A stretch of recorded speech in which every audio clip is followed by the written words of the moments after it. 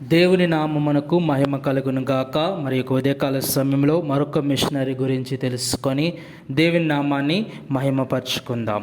ఆ యొక్క మిషనరీ యొక్క పేరు ఆల్ఫ్రెడ్ స్ట్రచ్. ఈయన 1816 మే 5న లండన్లోని బిషప్స్ గేట్లో జినెట్ ని ఎమెరిక్ డి సెయింట్ డాల్మస్ మరియు నాథన్ స్ట్రచ్ దంపతులకు జన్మించాడు. అతను క్వేకర్స్ స్కూల్లో చదువుకున్నాడు, కానీ చిన్నపిల్లవాడు కావడంతో దీర్ఘమైన మరియు కొన్నిసార్లు నిశ్శబ్ద సమావేశాలు చాలా కష్టతరమైనవిగా భావించాడు. అమెరికా నుండి కొంతమంది క్వేకర్ మిషనరీల సందర్శన అతను తన జీవితాన్ని క్రీస్తుకు అంకితం చేయడంలో ప్రధాన కారకంగా అనిపిస్తుంది.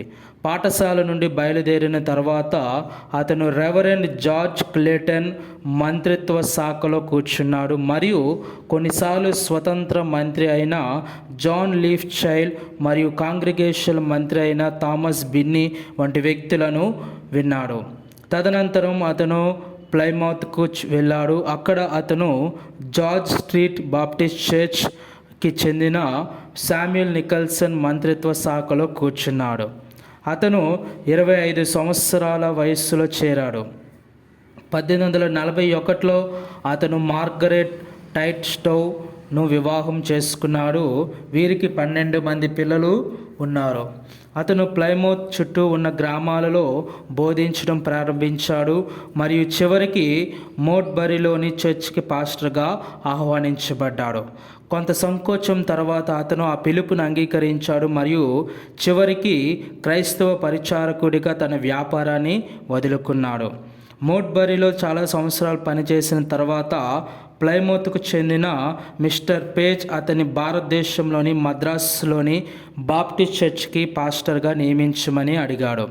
అతను అక్కడ 4 సంవత్సరాలు పనిచేశాడు, కానీ అతని పెరుగుతున్న కుటుంబానికి వాతావరణం చాలా బాధాకరంగా ఉందని భావించాడు.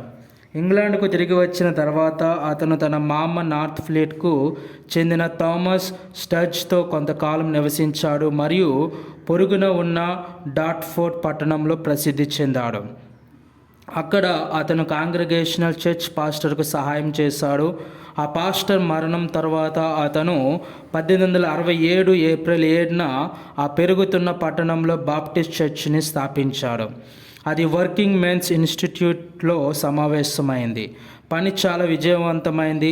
హైఫీల్డ్ స్ట్రీట్లో మరింత శాశ్వత ప్రార్థనా మందిరం నిర్మించబడింది మరియు 1868 ఏప్రిల్ 20న అంకితం చేయబడింది. 1886లో పదవి విరమణ చేసే వరకు అతని ఆధ్వర్యంలో పనివృద్ధి చెందుతూనే ఉంది.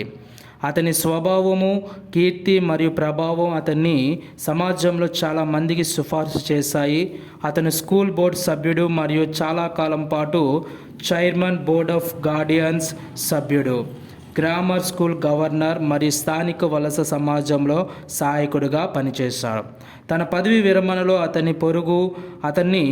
అతను అన్ని పొరుగు చర్చ్లు మరియు పాస్టర్లకు విలువైన స్నేహితుడు మరియు సలహాదారుడు, వెస్ట్ కెంట్ బిషప్గా ప్రసిద్ధి చెందాడు. అతను జాతీయ మరియు మతపరమైన వ్యవహారాలపై తన ఆసక్తిని కొనసాగించాడు. లండన్ బాప్టిస్ట్ మంత్రుల సోదర భావం యొక్క సాధారణ సమావేశాలు కూడా హాజరయ్యాడు. అతని జీవితంలో చివరి సంవత్సరం బలహీనతతో గుర్తించబడింది. దాని కారణంగా అతను 1901 జనవరి 25న మరణించాడు.